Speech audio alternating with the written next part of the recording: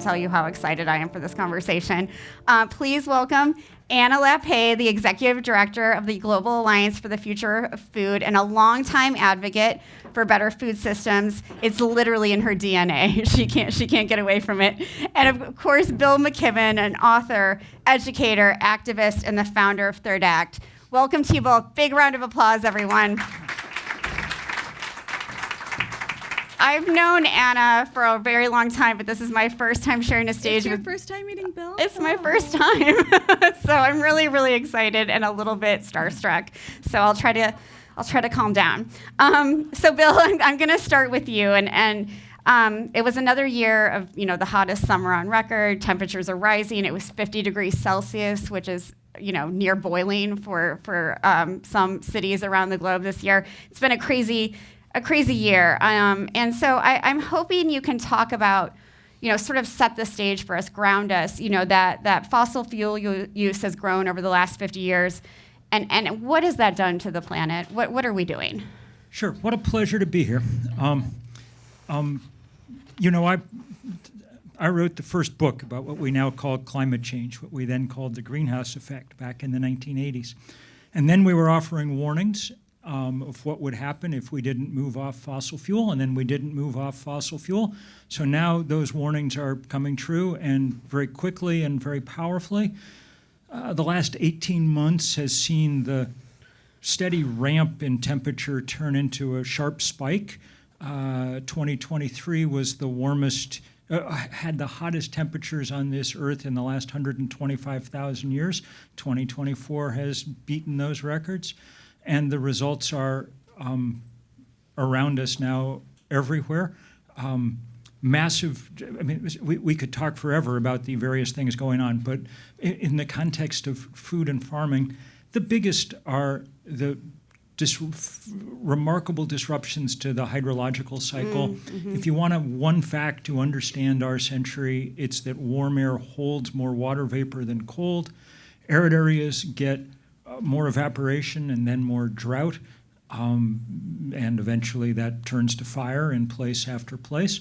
Once that water vapor is up in the air, it's going to come down, and it comes down in deluge and flood. I live in the state of Vermont. We've had the two worst rainstorms in our history, and pretty much all the valley bottom farms have gotten washed away. Fields covered with sand, place after place after place. That's at a global average temperature increase so far of about 1.5 degrees Celsius. We're on track for about 3 degrees Celsius on our current trajectory. If that happens, we won't have civilizations like the ones we're used to. That's too much flux and chaos. If nothing else, the UN estimates that that's enough to produce over the next few decades somewhere between 1 and 3 billion climate refugees. So something like 1 person in 4 on this planet having to somehow move, and the resulting political chaos across the planet. The good news is that we know the most fundamental thing now that we can do to change this, and it's slightly starting to happen. The dramatic fall in the price of solar power and wind power in the last 10 years is beginning to produce the possibility of a rapid, remarkable transformation on this earth if we can overcome the power of the fossil fuel industry and make that transition happen very quickly. Then we have a chance not of stopping climate change, much too late for that, but maybe stopping it short of the place where it cuts civilizations off at the knees. The timing on this is the key thing. And the Intergovernmental Panel on Climate Change has told us that if we want to stay on anything that looks even remotely like the pathway we laid out in Paris in 2015, then we need to cut emissions in half by 2030. That's, by my watch, 5 years and 4 months away. It's on the bleeding edge of the technically possible, unclear whether it's politically possible or not, which is what draws us to New York this week.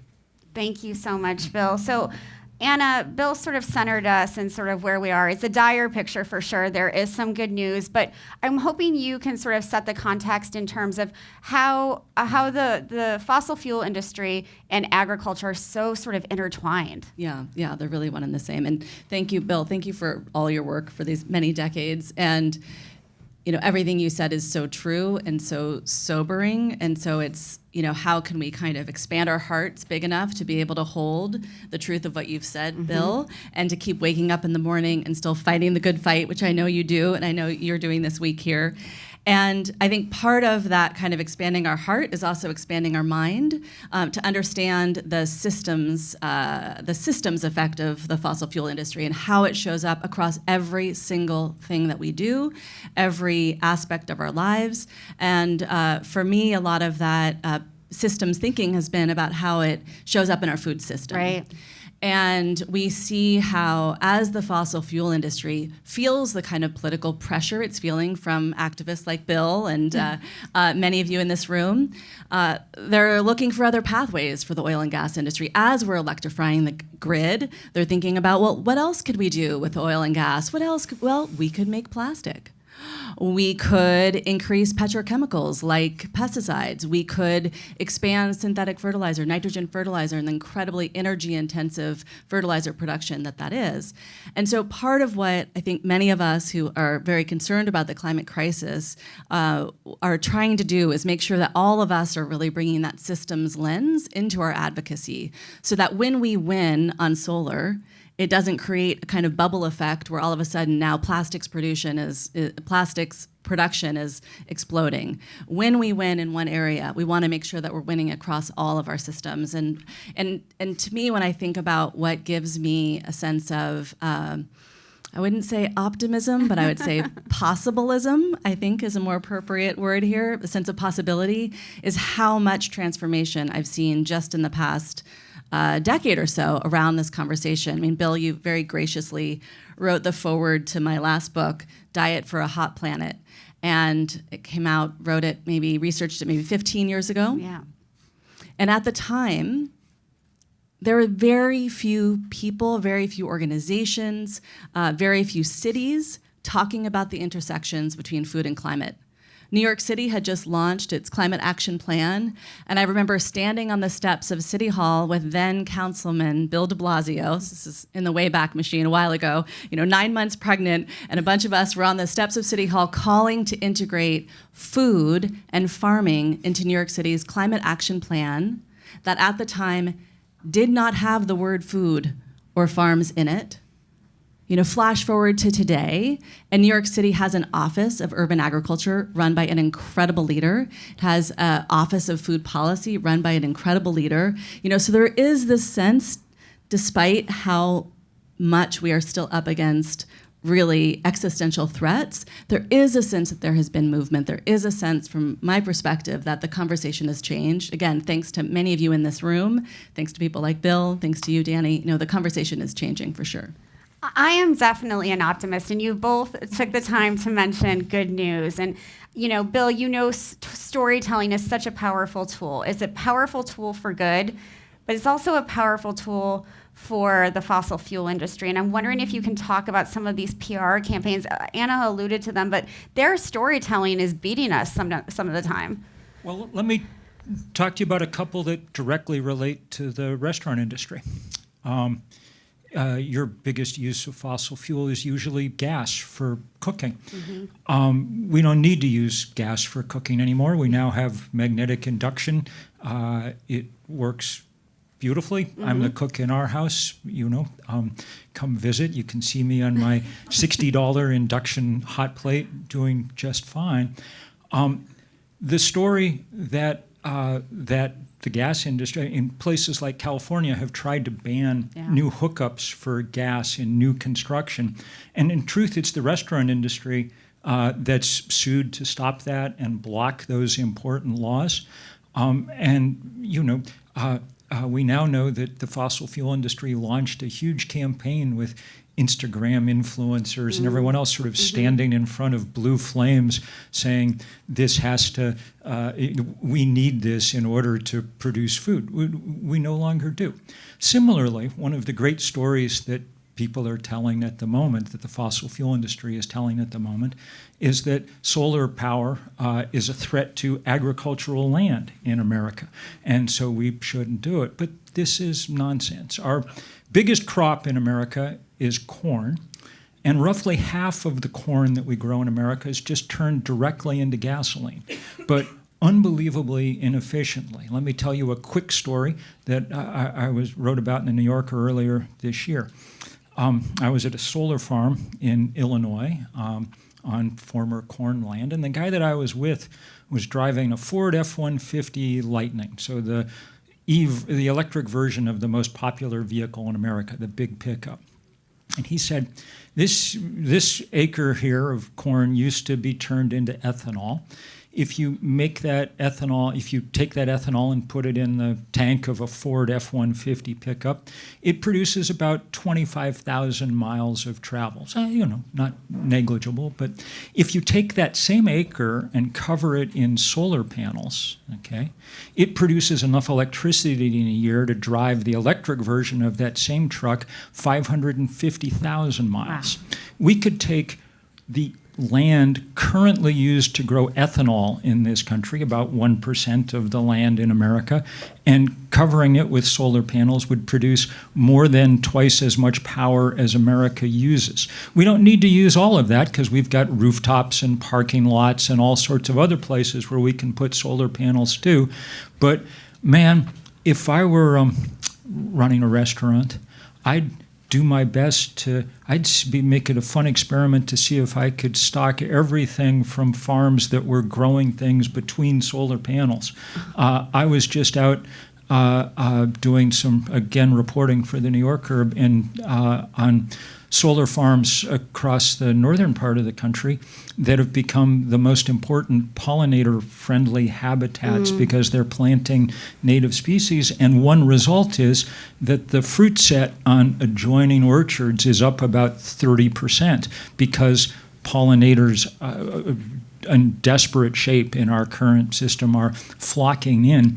I asked the guy that I was with, we were counting, they have a system for counting, and in the 15-minute census they were finding about 400 pollinators on these solar farms as they walked down the fields. I said, what would happen if we were doing this same count? How many would we find in a cornfield? He said, that number would be about 0. That's an industrial landscape sprayed to make sure that nothing else happens there. So the possibilities to make dramatic change, and then the possibilities that you were alluding to and Anna's alluding to the long-term help that will come as we start to stabilize soils. That's not going to happen fast. That's not going to happen fast enough to change the actual atmospheric concentration of CO2 in the time that we have left to save the ice caps.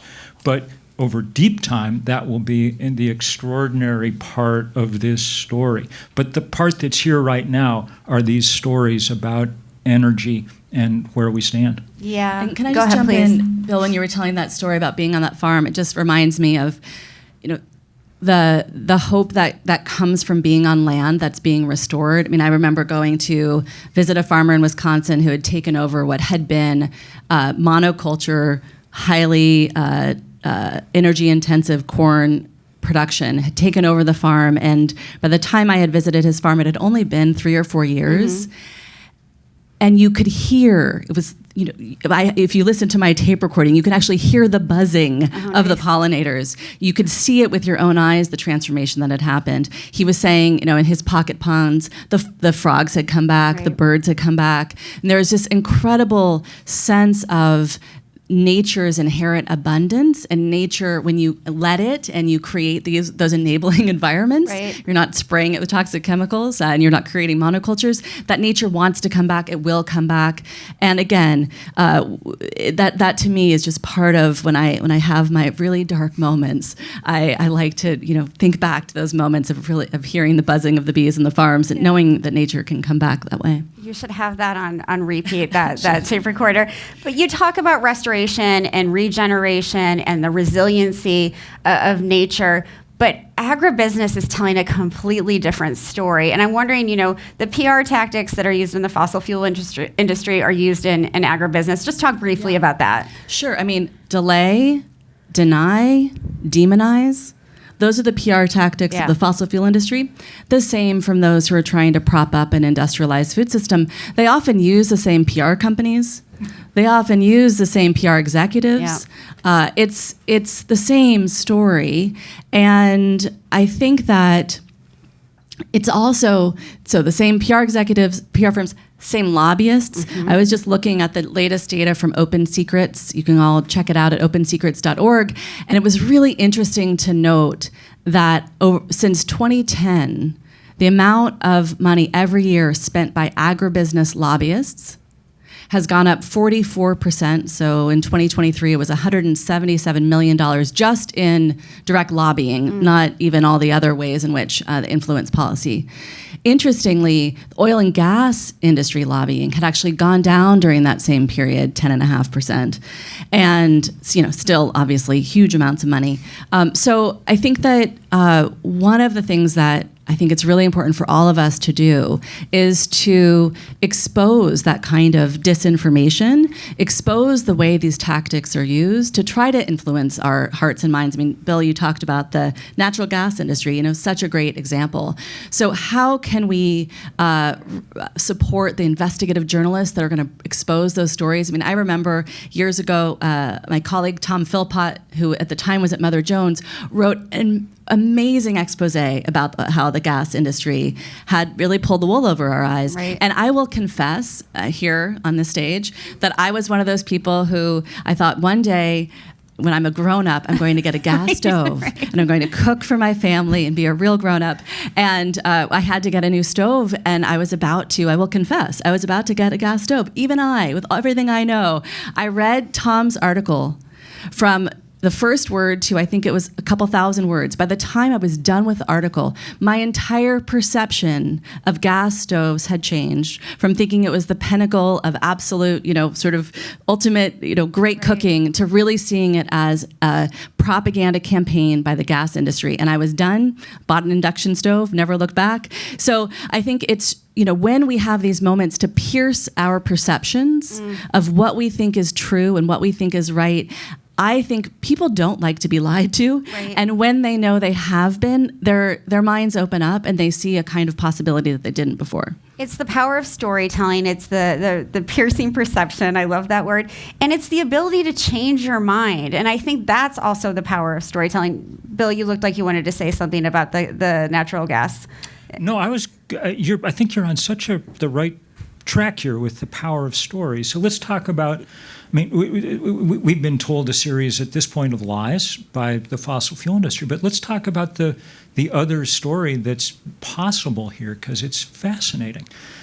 We're on the edge of the moment of a just absolute shift in the human story, because we're on the edge of the moment when we don't need to set things on fire anymore. Mm-hmm. Human beings have been doing that for, the archaeologists tell us, 700,000 years, and it's worked well. We got cooked food so we could get the big brain. We could move north and south from the equator. The anthropologists even think that the social bonds that mark our species come from standing around the campfire all night. When we learned to burn coal and gas and oil, that was modernity, the Industrial Revolution.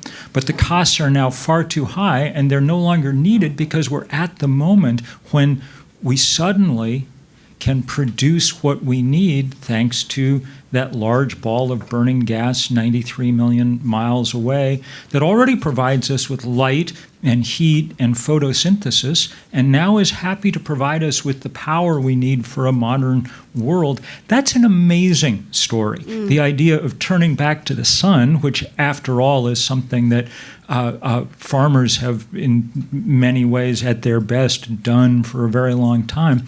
That's an amazing story to tell about human beings. And the only question question, really, is whether we're going to do it fast enough to matter or not. We will run this planet on sun and wind in 40 years because it's so cheap.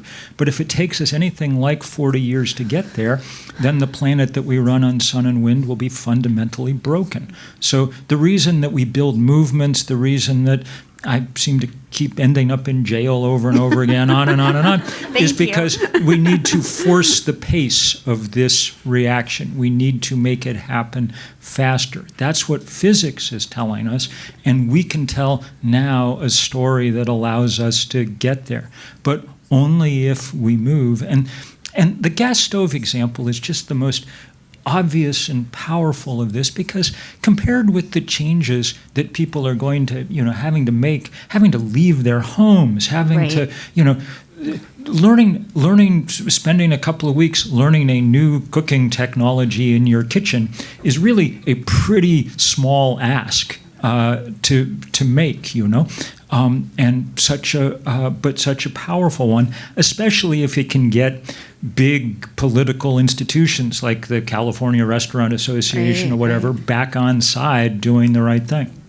And the philanthropic movement has such a powerful story to tell, and I feel like the Global Alliance for the Future of Food is creating the hope that's needed, but also addressing these things with a sense of urgency. Can you talk more about that work? Sure. So the Global Alliance for the Future of Food, we're a strategic alliance of about 24 philanthropic institutions, including some members who are here with us today.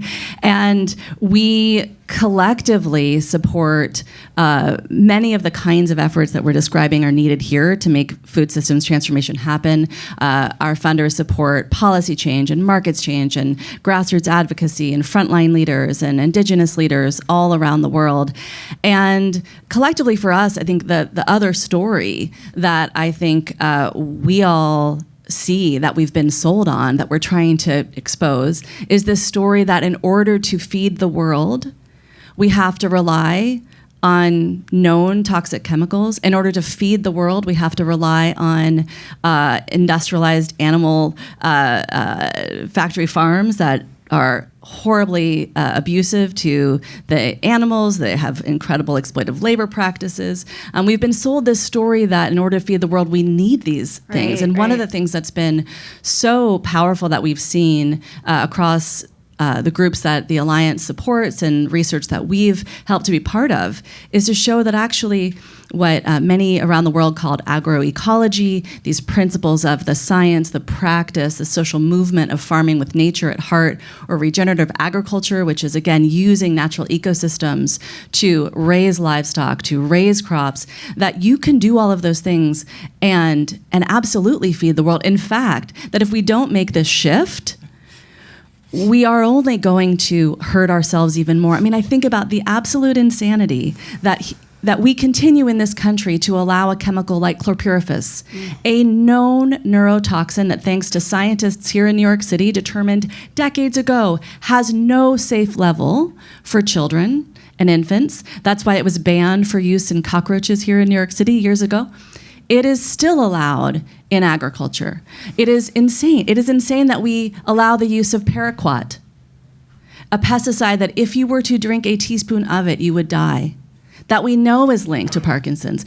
And I mean, I could keep going, I will stop. But the point is that we have been sold this incredible story that we don't need to buy into anymore. The science tells us that regenerative agriculture and agroecology is what we need to create the kind of resilient farms that are resistant to the kind of incredible climate shocks that Bill was describing. We know that it's better for those who are working the land, who are then not exposed to those toxic chemicals. We know it produces healthier food. Many of our members have worked on the studies that show that when you use these practices into nourishing the soil, the food itself is more nourishing for our bodies. Again, I could go on, but it's an incredible positive story, and one that we don't hear as much of because of the deny, delay, and demonize tactics of an industry that's trying to protect its market share. I feel like these two individuals have been so good at dispelling myths in the United States and all over the world. In the final few minutes that we have, we are coming upon what I think is the most important election of not just my lifetime, but all of our lifetimes. And so I'm interested in hearing from both of you what advice you have for this audience as we head into this election cycle, no matter what happens. What advice do you have? This trip to New York for a day or two is my one foray into and mostly because Anna asked me to come, my one foray into the blue states for the past 6 months. I'm spending all my time in the swing states. We've started Third Act, which organizes old people like me, people over 60, for action on climate and democracy. We've got 100,000 volunteers. They've been going to jail. They've been writing 200,000 postcards a week into the swing states. Anything you can figure out how to do over the next 45 days to defeat Donald Trump and Trumpism is a huge help in this climate fight. The best analysis is that a Trump presidency would add about 4 billion tons of extra carbon to the atmosphere, which is equivalent to the annual output of the EU and Japan combined. So it's sort of like finding another continent to pour carbon into the atmosphere. And it couldn't be more important, especially because of that question of timing. We've got some momentum now. But that momentum can be broken, and the next president of the United States after this one will be inaugurated in January of 2029, which is 11 months before that 2030 deadline. So basically, this is the last election that counts in terms of whether or not we make things happen at the pace they must. So anything to beat back Donald Trump would be an extraordinary help. Yeah, thanks, Bill. And I'll take my C3 hat off and put my Anna Lappé hat on and say that echo everything Bill said. I mean, I think that we can't stress enough that no matter where you are in the country, no matter kind of what you do, there's ways to get involved. I live in California, very blue state, but there's ways to still be engaged outside of the state. I also think we often hear this refrain to vote with your fork when it comes to food systems change. Well, we like to say you can also vote with your vote, and that please. We all please do that. So, how do you think about how you can live into your kind of rewriting this new story for all of us in the choices that you make, certainly in terms of the food you eat and the restaurants that you support, but also in terms of who you think will represent your interests in office, whether that's your mayor, your city council, your governor, or your president, and that however you can, try to be an influencer, even if it's just within your own family or your own community, or it's hooking up with organizations like Third Act or supporting groups like Movement Voter Project that's supporting grassroots organizers in swing states. So no matter where you live, there are tons of ways to get involved, and that to me is what gives me hope over these next 45 days. And to remember, no matter who is in office, we continue to need to speak up and continue to need to be advocates for the change we want. Absolutely. You heard it here. This is the last election that counts. Vote with your vote. Vote with your fork, but vote with your vote. I am so honored to share this stage with you both. Thank you so much.